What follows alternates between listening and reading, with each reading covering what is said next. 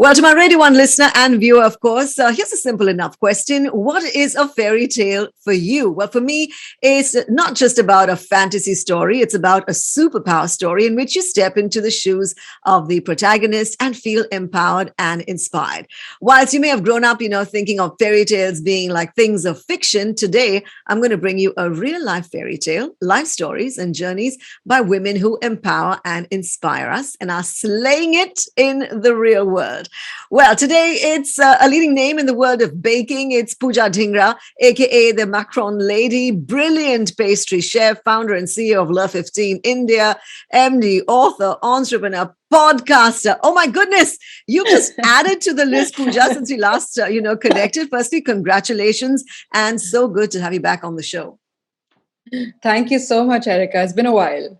It has indeed, but I've been on your journey from the get-go. I've locked into every one of your milestones. I've seen your business grow, and my love for your macarons and your cupcakes never fades, which brings it to consistency, Pooja. How challenging has it been for you to keep delivering, for more than a decade? Yeah, I mean, Love 15 just turned 12 years old this month. So it's been, Wow. it's been quite a journey. And I think that is the biggest challenge. And honestly, that's the thing that scares me the most when we think about scale. Because now I'm at that point where I'm like, okay, Pan India, Love 15 should be everywhere. But that, it's like this little baby of mine that I've kept so close to me for so long. Yeah. But I guess that's the benefit of like working with really talented people and putting down like SOPs and making structures and recipes that that you can scale. But it's a scary thought. But I feel like consistency is key. Yeah, I mean, like any recipe, correct? I mean, you can have a pinch of this, a bit of that. At the end of the day, it's all got to taste good.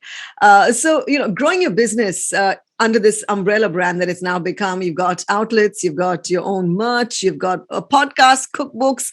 You're also featured on Forbes India's list of 30 under 30 achievers. Excuse me. But,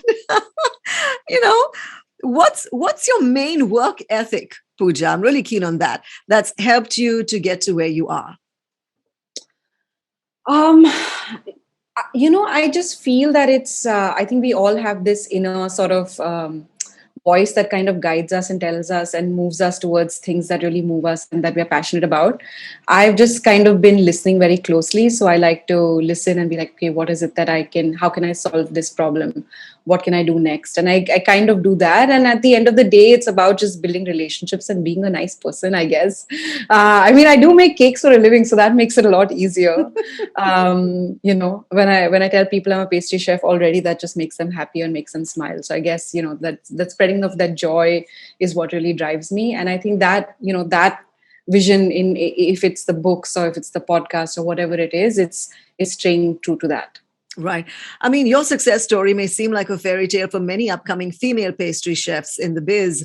What's been the most memorable chapter in your fairy tale that has led you to being, a recognized name today across India? I don't know where I am in this fairy tale. I think I'm still quite at the beginning, so still slaying some demons. I think like as a young girl, I started when I was 23. I think I was quite naive, but I also think that having a little bit of inexperience was great because then you don't know what you can or cannot achieve, and then you think you can do everything. So I think inexperience is good. Mm-hmm. I think the most memorable thing is just, is kind of introducing a new product to a whole country and kind of being recognized for that. Every time I work on new products now, my team is like, we feel like you're still living in Paris, and that would, like, where are you living? Not in India. And I said, if I thought like that, I would never make the macaroon in India. Absolutely. So I think it's about just like, not letting anyone tell you what you can or cannot do. I think absolutely. Dip keys. That's my favorite. Yes, we have new cookies now, Erica. Oh my gosh. Okay, yes. You have to wait till I come in a couple of weeks, and then I'm going to invade your store. So every fairy tale, like you said, has demons, you're slaying them, but also Prince Charmings. Has there been, and of course there are some not so charming princes as well along the way, I'm guessing. How have you handled, the gender parity in your particular industry in the culinary world? So I think it is quite wide, and I think, the food business. I remember when I told my parents that I wanted to study hospitality, even, right? Not too many girls were doing that.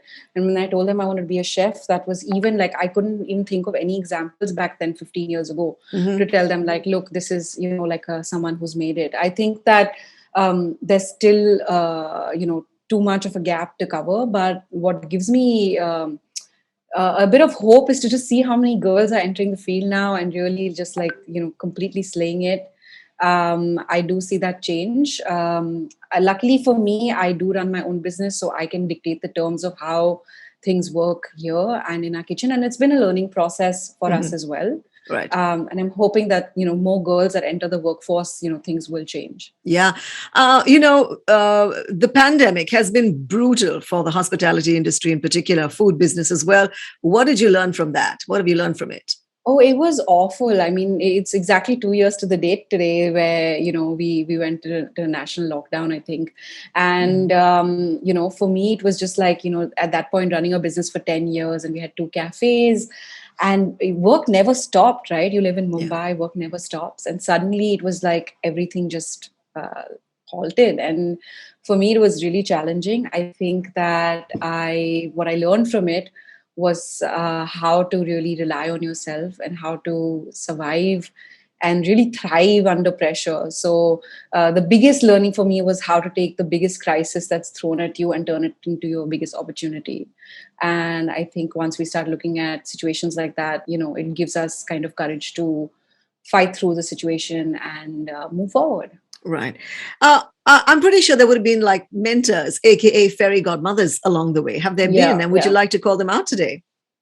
Oh, so many godmothers, godfathers. Like I've been, very lucky in that sense that, I'm a very curious person. I love learning. I'm very open to admitting things that I know that I don't know.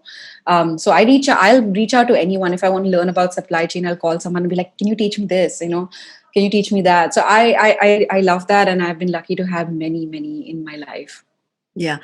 Um, you know, the way you present yourself, like your Insta account is just popping all the time. I love it. I get to learn so much. Also, you keep it so real, which is what I really, really enjoy.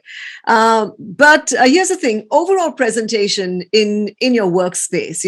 You look good, you smell good, you feel good, and then you do good. How much do you agree to that statement? I try to do all of those things, yes. But it's a constant struggle, it's not. And that's why I started the podcast, which is called No Sugarcoat, because from the outside, it looks like, oh, everything is great, but it's actually a lot of hard work. And it's not easy to, when you're handling such a big team and trying to do the business and plus, do the social media stuff, it's tough. Yeah. So, yeah, I agree with the thought, but it takes a lot of work. And a lot of practice. A lot of practice. Speaking of that, practical tips for the women seeking a career in the culinary business. I mean, it clearly has changed. The pandemic has changed so much for us, So some tips for today, especially. I think the biggest tip that I give people is that please get an internship and work in a professional kitchen before you decide that this is what you want to do. Because there's a lot of I didn't know what to expect, when I got into hospitality. I didn't know what that would mean. And I feel like it's very different when you're making one cake at home or a few cakes at home, but making the same cake over and over again. It's kind of like a different world. And I feel that it's important that you understand what you're getting into. Because that passion is what is going to drive you, but there's a lot of other factors that you can't control. So go to your local restaurant, go to a bakery that you love. We hire interns all the time. Be like, hey, can I just come work on the weekends? Nobody's going to say no to extra help. And just dip your toes in, see how you feel, see what you think about it. Yeah. And my biggest thing would be to just not let anyone define what you can or cannot do. Right. Let's come to your superpowers.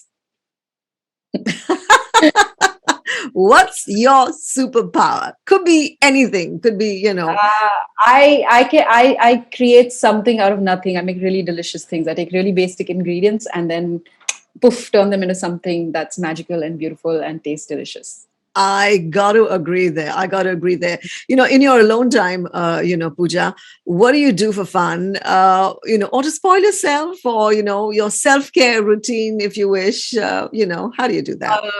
As I'm becoming older, I think I'm becoming highly, like, moving towards being a lot more spiritual. So I spend a lot of my time just reading. Being, my youth was spent like partying and being out and being surrounded by people. And the older I get, Yeah. maybe the pandemic has played a part in this. I want to be alone with my thoughts, and it sounds quite sad, no? No, but I'm enjoying the solitude. I love doing, I have a big goal of climbing Mount Fuji this year, in Wow. August. So Wow. my entire focus this year is just, I finish work and I go and I train. I finish work, I go do yoga, and I have a big picture of Mount Fuji in my office. Wow. And that's all I look at. Yeah. Oh, So yes. Yeah. collectively pray and hope that I do it. Well, I've only seen Mount Fuji from afar. I never had that thought about summiting it, but who knows? One of these days, Yeah. just like you, I know you love music, because that's how we connected. Many years ago. I know the music used to soundtrack your kitchen and stuff. So, do you have a favorite go-to song at the moment on your playlist? Who are you listening to? Oh, I keep going back to like a lot of like, I love that my Spotify playlist just gives me things every day. So I don't have to think of things. But I've just gone back to the Killers recently. Like, that's all. I wake up and that's what I'm listening to right now. Nice. All right. Yeah. Okay. Do you have a go-to dessert? Anything with dark chocolate, and if it's dark chocolate and caramel, that's even better. Okay. And finally, where do you hope to see women in your field? Women not just laying the table, but taking the seat to the table and getting a nice big fat helping of dessert. My wish is, currently, we have the term of female chef, and everyone refers to you as a female chef. My hope for the future is where that gender will not play a role, and you can just, when you say chef, you could mean a man or a woman. Know that, but so they call you like female chef and like chef. Is that it? We should just make up a new term. All right. And your sign of message finally to all the girls, the women, who'd love to create their own fairy tale and have their fairy tale ending. What would you like to say to them? I would say dream big, and just, I think that if you dream big and it sounds very cliched, but dream big and work very hard, everything works out. And remember that your thoughts do become things. So be very careful what you put your energy into. Right. What's the next chapter waiting for you to unravel in your fairy tale story, Pooja? Would you like to share that with us? I would love to see Love 15 in many cities in India first. So that's what I'm working on next. And I'm working on the next cookbook as well. And the next season of No Sugar Co. There's a lot happening, Erica. Amazing. I'm so proud of you. And you're just brilliant at what you do. And every time I walk into your Love 15, I get a slice of Paris, which is just delightful. Thank you so much. And please, continue to do what you're doing, and we shall be in touch with you real soon. Thank you for joining us. Thank you. One world, your station. Radio 1.